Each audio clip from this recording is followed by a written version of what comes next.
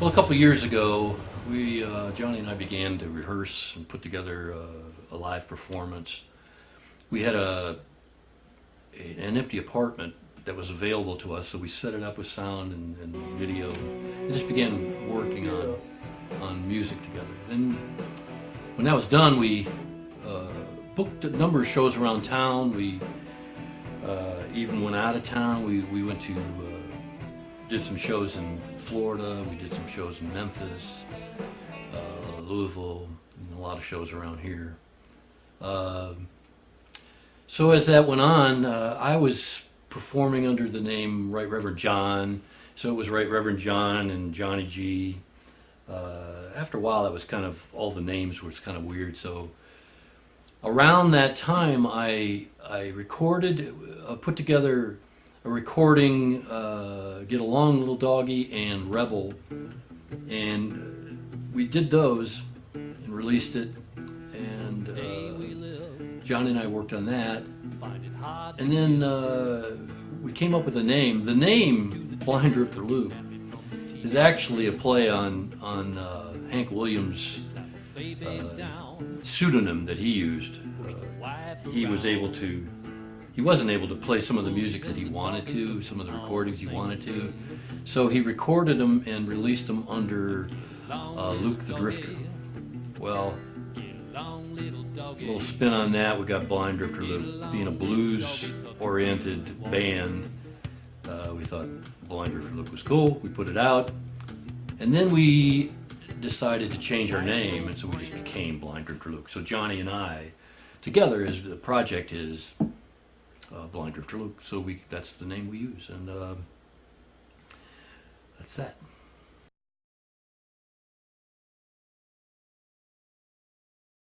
We practiced for a while, and we kind of got comfortable with the set of songs we had going at the beginning of all this. And we started playing out little shows here and there, never to huge crowds or anything, but we had friends, we had unknown faces, and it was nice just to kind of get out there and just play the music. But we were really looking for somewhere to really get some chops and get our set down good and feel comfortable. And then we had this great opportunity that the idea just kind of came out of nowhere, and it ended up being perfect to play at Room in the Inn and to play to people that would, in a town full of music, one area where you find people that are genuinely excited and pleased to have entertainment and to hear good music. And it was a very rewarding experience that we got to do for quite a while. Room in the Inn is this really cool organization in Nashville that there's the mission, and they're right next to the mission. They kind of do their own thing, but they have a nice facility. They're pulling in people that need help, homeless people and people just in need in general, and giving them a comfortable place to be, clean bathrooms. And for the well-behaved and for the people that don't cause troubles, they have a cafe where they're rewarded, with a nice atmosphere, coffee and pastries, and we got the pleasure of being part of that and entertaining them with our music.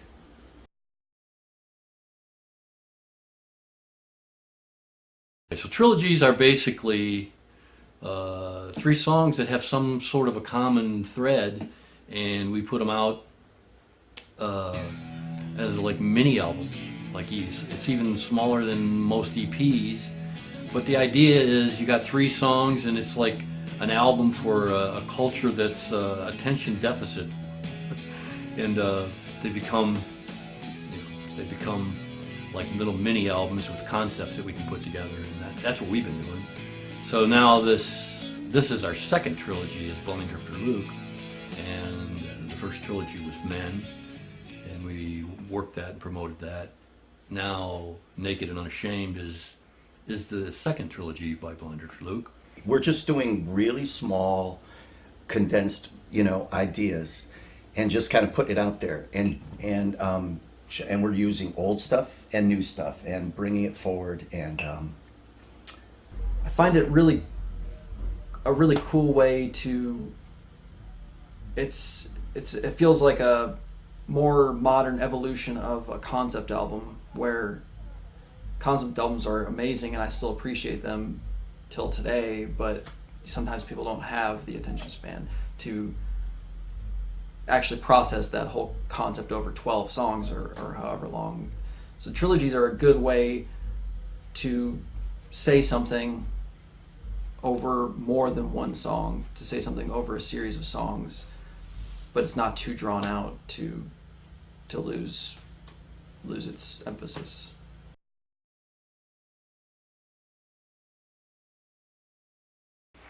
Well, the song Unicorn Stampede, actually, I wrote many, many years ago. I was in a band in the mid-'80s, and we played the song. It was a composition I wrote. It's about it's just like an odd song with a funny hook, and it's about why we don't live our lives the way we could, why we don't get out and do the things. It's about fear, about excuses, that kind of stuff, but it's done in a comical sense. So Unicorn Stampede is that.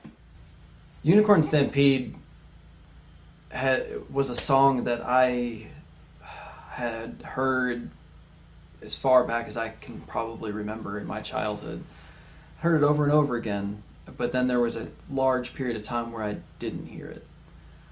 And then we ended up doing Blind Drifter Luke, and recently that song came back up as something we could make fresh and bring back. And for me to be part of that has been really wild, and to hear the lyrics that I've heard over my life, to be playing in it and to be part of that song, it's just really been an eye-opener to see the lyrics in a whole new way. We were going through some material, and my son Johnny G says, what about that? And so began trying them out. I went into the Bowery and tried out some of the material, Bowery Vault here in East Nashville, and it seemed to be a contender for the trilogy.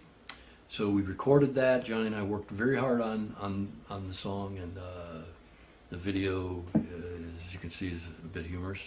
And if you leave, someone might call.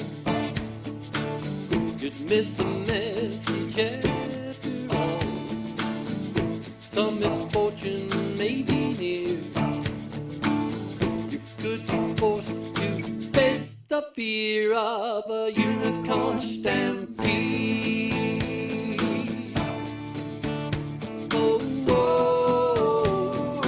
Unicorn stampede.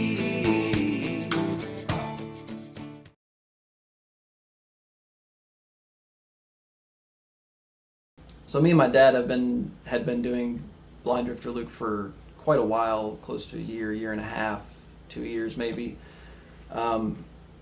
and really honed in on what we were capable of as a duo, and really capitalized on our capabilities.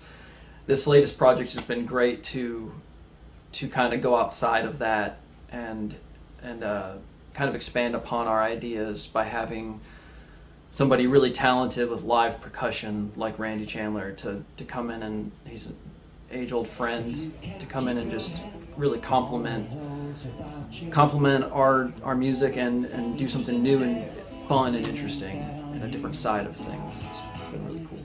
Randy has been a dear friend I've known him all my life. I've always known him as a great musician and a great percussionist and songwriter and guitarist. He's influenced me in the past with guitar style and songwriting style. It's just been really cool to pull in like a side of him that I saw as a child and get to actually be a grown up and be playing with him and creating with him together to make something really cool and unique and something we didn't even expect to happen this way. Naked and Unashamed is a departure from our first trilogy. Our first trilogy was really a raw, almost Nirvana-ish, ZZ Top-ish rock trio of songs. And when we came out of that, we really wanted to move into an acoustic, percussive kind of a sound. The name, the idea, Naked and Unashamed, was actually, it was the idea of stripping things down in a different direction. And I had been listening to the Beatles' Naked, Let It Be record, which is basically the bare bones of the recordings, which I love. And I'm always been a pretty bare bones kind of guy as far as, production and recording and all that. So Naked and Unashamed was a term, obviously, out of Genesis and the idea of that. But the idea of it being naked and stripped down, and at the time we were working with Randy. Randy Chandler he's been joining us in percussive work, and so he worked on this trilogy together with us, and did, added a good part to it. So we appreciate that. So John calls me up and he's got this really great idea, and I'm thinking, how am I going to be tortured? And he came up with it. He said, I got it. We're just going to play, and you're going to come, and you're going to mime like you're playing drums. And I thought, great place to start. And I don't know, it was really funny. And we just laughed, and we did it, and it was really fun. And of course, it led to real drumming, which I was kind of expecting it might.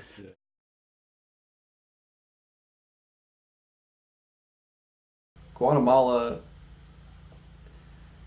is technically the only country I've been to outside the U.S. in my life, and I was really young when I went there, but we have video of me going there, and I still have remnants of those memories of me going there, and I feel like it's going there really formed a lot of my viewpoints in life entirely through seeing people live in a third world country in poverty. And Mescatel is a song all about a town in Guatemala that just has it rough, and it makes you realize all we have here. Mescatel was written on an experience I actually had.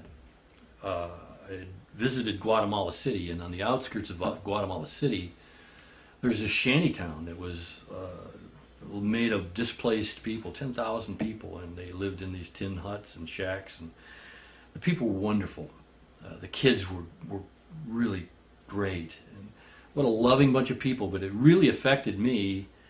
And so when I came back from that experience of being there, and we had brought, relief supplies, and we connected in that way with them. And but when I got back, it left such an indelible imprint on me that I was one day I was actually working on a construction job, and it was in the wintertime, and there was these men that got together, and they had a 55 gallon barrel drum that they were burning, had a fire in, and they were putting their hands over it to keep themselves warm. And this is up in Michigan.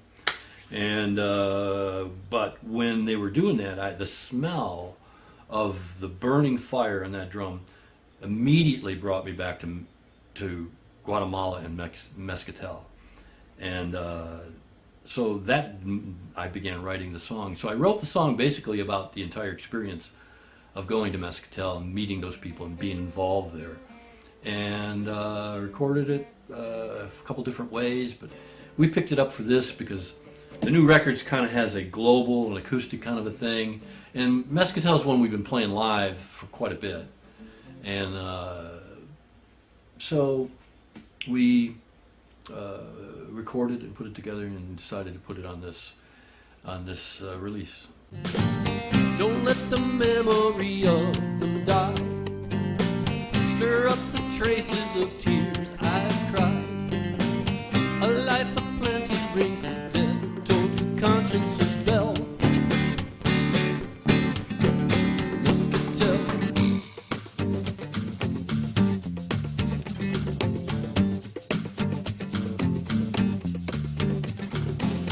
Align the mast and string the can.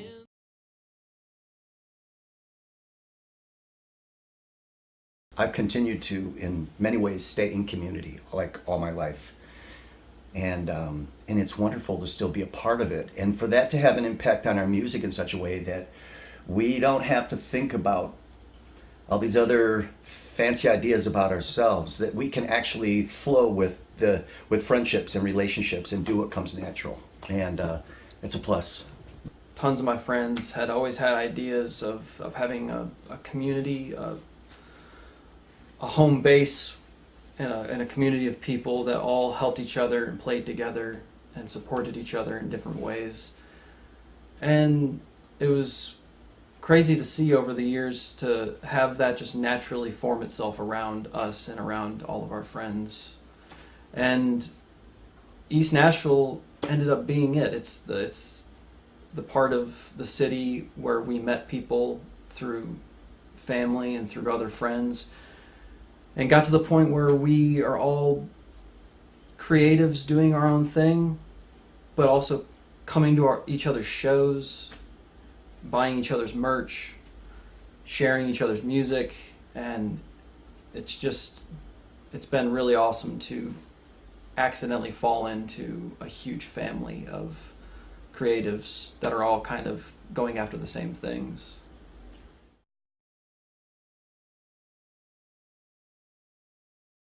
The funny thing about Silent Anger is I wrote this song many, many, many years ago. And it was about, the injustices and the things that were to have had taken place in the different parts of the world and the culture of the Asian, of the Latino, and of the African black issues that were going on with apartheid. And this song is kind of a summation of those kinds of things. And after many years, after the years went by, I thought, well, it's irrelevant now. But as we were putting together Naked Unashamed, it seemed to fit the idea of the culture today. How did we get to this place where there's so much anger and so much division and all of that? So in the recording, we featured a train on the roll and wrapped the song in that. So to me, and people have different, can have different views of the song, but to me, it is like the train of history and how did we come to this place? And so the song kind of focuses on that, on the different injustices and the different things that have happened in different parts of the world that have brought us to the day we're in now. And that's why Silent Anger seems relevant and seems appropriate. Silent Anger, weirdly enough, like a lot of the songs we've kind of pulled in from that my dad had written in the past, is strangely still very relevant. I think it's another example that maybe culture and the world doesn't change as quickly as we like to think it does, and that some things kind of ring for decades. It's the power behind the lyrics can really kind of be startling, but it's just been great re-recording it and hearing it in a new way, and also just bringing all those topics to light. It gets hotter as it goes. The silent anger grows.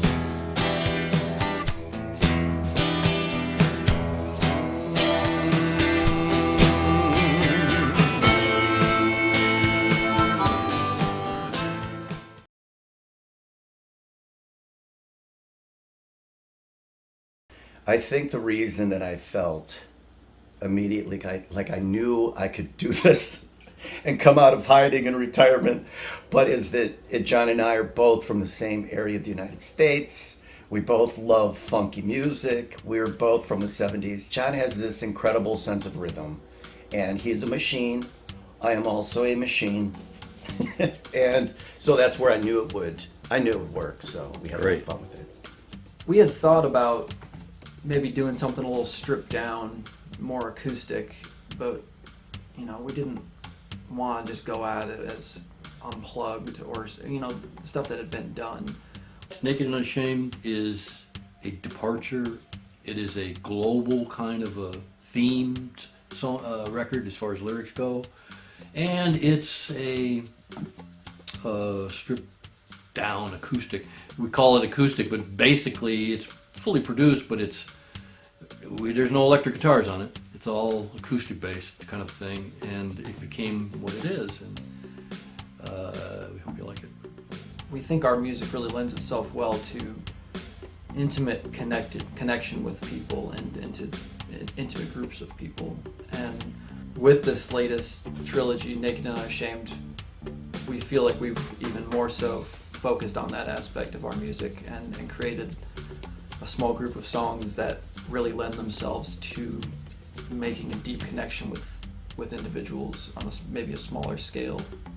So we would like to do more of that. We'd like to come play in your city and see you and see your faces.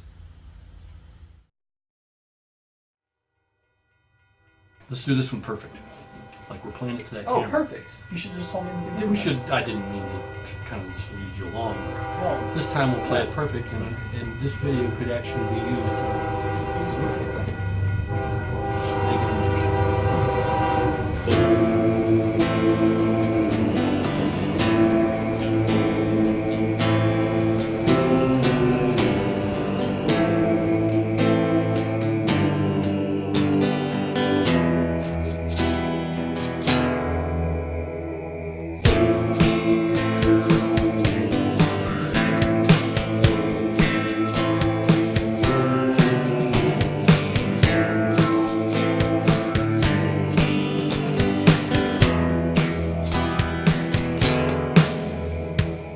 Yellow man running from the barrel of a gun. Woman dead and your children are gone. Price paid for the crime you've been thinking for yourself. The night safety and the endless day. 100 miles in a jungle maze. Undercover in the brush. The trigger as you fall gets hotter as it goes. The silent anger grows.